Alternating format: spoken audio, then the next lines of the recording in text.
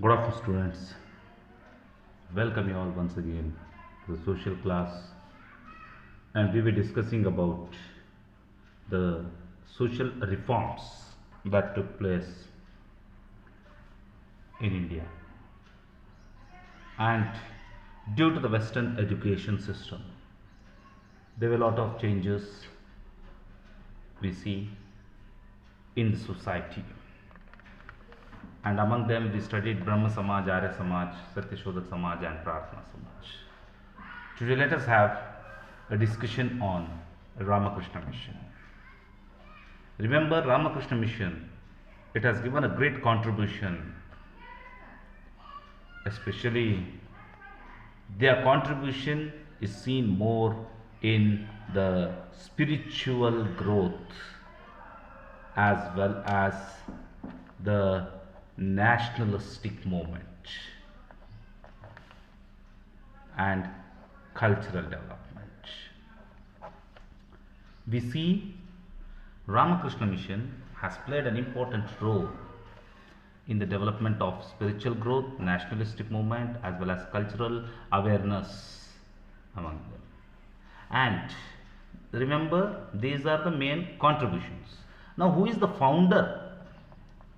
The founder of Ramakrishna Mission was Swami Vivekananda. Swami Vivekananda is the founder of Ramakrishna Mission. And Swami Vivekananda ji founded the Ramakrishna Mission at Belur, which comes near Calcutta in 1897. And later, Advaita Ashrama was established by Ramakrishna Mutt in place called Mayavati, which is in Uttarakhand, near a place known as Almora in Uttarakhand. They started this Advaita Ashram. Now we came to know what are the main principles and the founder, when it was found, where it was found, and what are the other works of ashram. Now let us see who started and why it was started. See, this Ramakrishna Mission, it is being founded or started with or in order to carry the or spread the thoughts of Ramakrishna Paramahamsa. In order to spread the thoughts of Ramakrishna Paramahamsa. Now, who was this Ramakrishna Paramahamsa? He was the guru of Vivekananda. And his thoughts, that is, Ramakrishna Paramahamsa's thoughts, are being spread by Swami Vivekananda with the help of the organization known as Ramakrishna Mission. And this Ramakrishna Paramahamsa, whose period was from 1836 to 1886.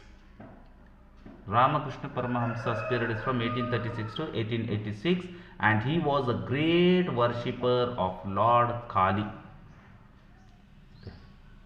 And according to him, according to Ramakrishna Paramahamsa, he says, in order to attain moksha in the sense salvation, to attain moksha or to attain salvation, there are two ways. The two ways to attain moksha are, one is dhyana and another one is bhakti. They say, with the help of dhyana, that is meditation, with the help of bhakti, that is devotion, with the help of meditation and devotion, a person can attain salvation. This is being the principle of Ramakrishna Mission or Ramakrishna Paramahamsa. And according to him, he believed that all the religions are same. And he himself says that his life itself is a model, means every individual should lead a life in such a way that the life should become a model for others. And that is possible only when you follow the principles of dhyana and meditation or bhakti. Okay. And he believed that there are many ways, and dhyana, bhakti, along with this there are also many ways. But one thing what we see about Ramakrishna mission is idol worship was permitted. We see the other social reformers who came, they were against the idol worship. But here Ramakrishna Paramahamsa or Ramakrishna mission says they encourage or they give importance even for idol worship. So in order to spread the principles of Ramakrishna Paramahamsa, this mission came to existence, which was being started by Vivekananda, who was born in 1863 and went up to 1902. Who was born in a Shaista family, that is in Calcutta. Remember, Swami Vivekananda is considered as one of the revolutionary priests, and he was a great follower or student of Ramakrishna Paramahamsa, who said that moksha and salvation are in order to attain moksha, dhyana and bhakti are the ways. So his student, and he wanted to start the mission in the name of his teacher, and this mission was started by him.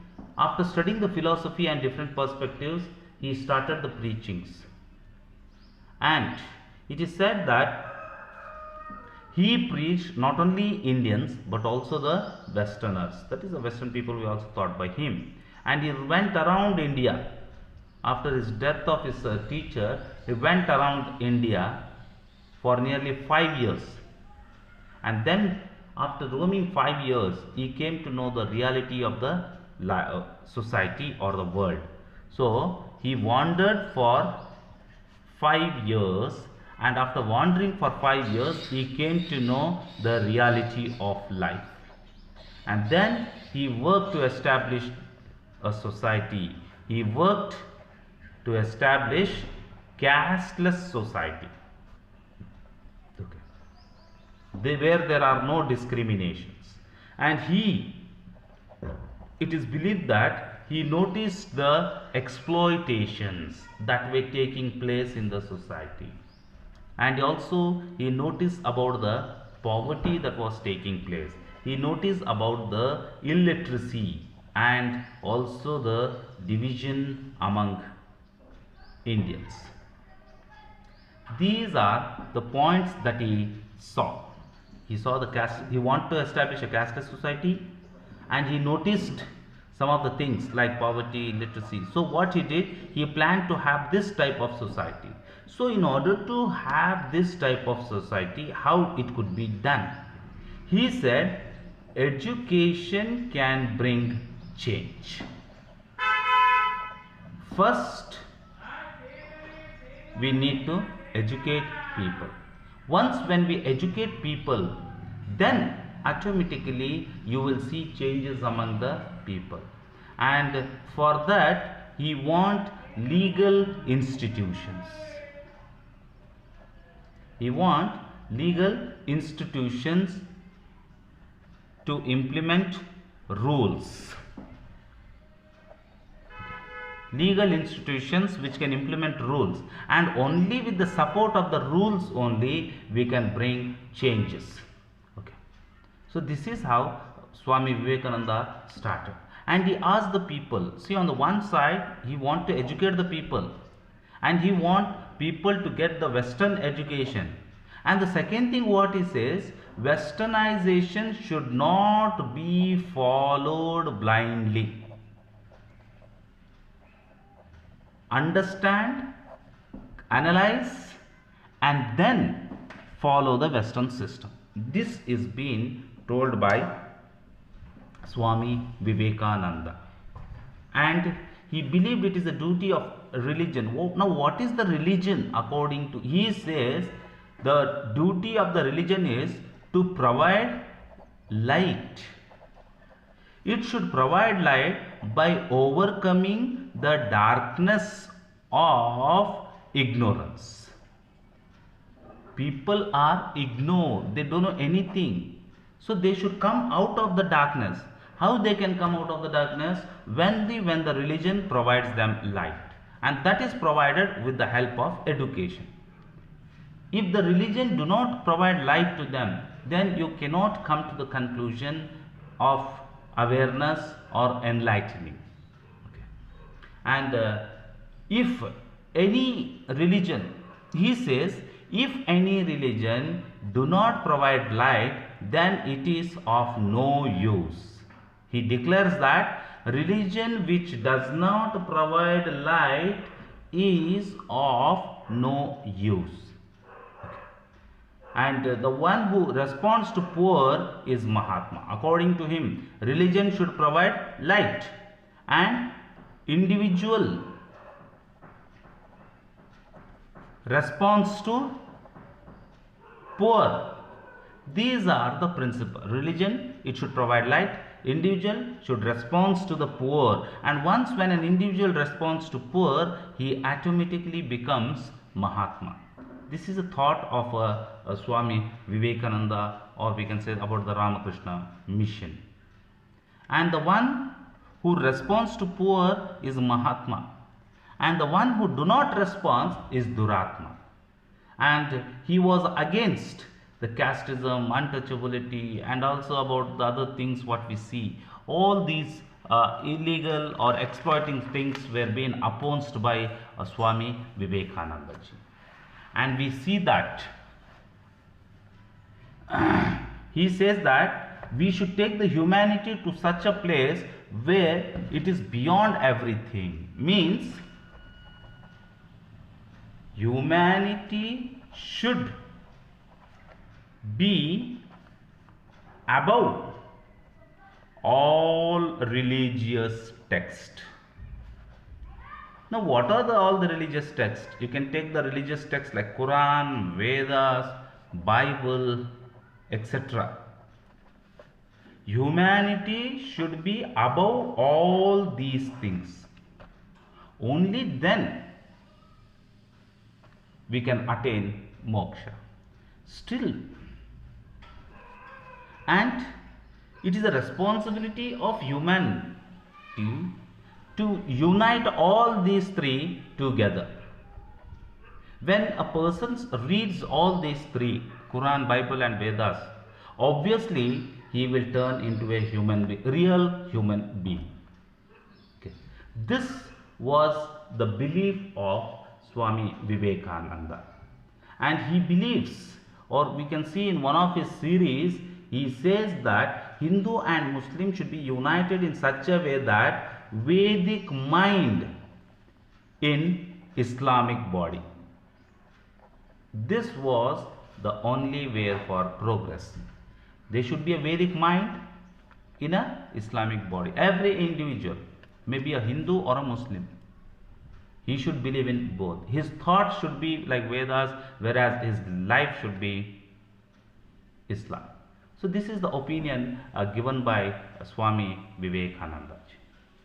And we see that he believed that it is possible only with the education. And once in Chicago, I think you might have read this in different stories. This is one of the incidents which has been well known throughout the world. In Chicago in 1893, there was a parliament, World Religious Parliament. And we see that in World Religious Parliament, Swami Vivekananda participated and he delivered a speech about richness of Indian culture. Richness of Indian culture and the religions. So when he gave a speech about this, it was really an amazing thing to see that he attracted all the listeners. He attracted the attention of all the listeners when he was speaking, and his speech, it mirrored his nationalistic ideas. And after that he visited even Mysore. We see that once before going to Chicago, he met Chamaraja Vadiyar 10th. He met Chamaraja Vadiyar 10th, who was a ruler from Mysore. And according to the suggestions, Chamaraja Vadiyar, after meeting Swami Vivekananda, on the suggestions of Swami Vivekananda, Chamaraja Vadiyar started a school for untouchables. He started a school for untouchable children. And also Jnana Yoga was started, Raja Yoga, Karma Yoga, as well as Bhakti Yoga. See, we can see that these were the different books written by Swami Vivekananda. He has written number of books on Raja Yoga, Karma Yoga, Jnana Yoga, Bhakti Yoga. Like this, he has given different books, and he also suggested Chamaraja Vadiyar to start the school for untouchables. Okay.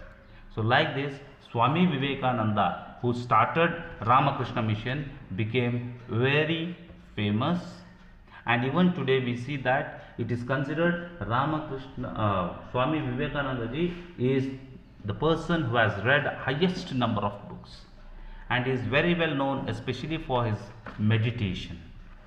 And even today he says the main slogan of Ramakrishna Mission is service to mankind, or service to human being, or service to mankind is a service to God. This is the opinion of Ramakrishna Mission. So this is about Ramakrishna Mission and Swami Vivekananda ji. Next is about Theosophical Society. So we'll see this Theosophical Society in the next class. Thank you.